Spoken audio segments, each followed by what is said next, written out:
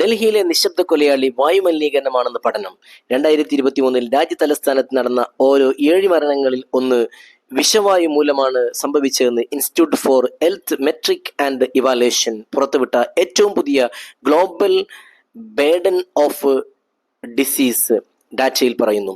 ഉയർന്ന രക്തസമ്മർദ്ദം, പ്രമേഹം, പൊണ്ണത്തടി എന്നിവയേക്കാൾ കൂടുതൽ ജീവൻ അപഹരിക്കുന്നത് ഡൽഹിയിലെ വായുമലിനീകരണമാണ്. 2023 മരണങ്ങളുടെ ഏകദേശം 15%.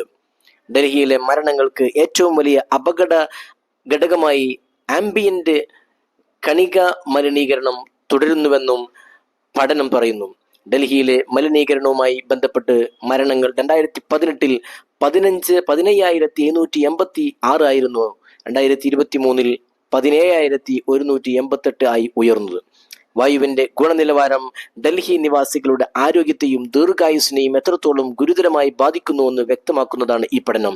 ഡൽഹിയിലെ വായുമലിനീകരണം വെറുമൊരു പരിസ്ഥിതി പ്രശ്നമല്ലെന്നും പൊതുജനാരോഗ്യ രംഗത്തെ പ്രതിസന്ധിയാണെന്നും ഈ മേഖലയിലെ വിദഗ്ധർ പറയുന്നു. സ്വിസ് കമ്പനിയായ IQAIRന്റെ കണക്കനുസരിച്ച് 2018 മുതൽ 2024 വരെ തുടർച്ചയായി 7 വർഷത്തേക്ക് ലോകത്തിലെ ഏറ്റവും മലിനമായ തലസ്ഥാനത്തിന്റെ പട്ടികയിൽ ഡൽഹി 1-ാം സ്ഥാനത്താണ്.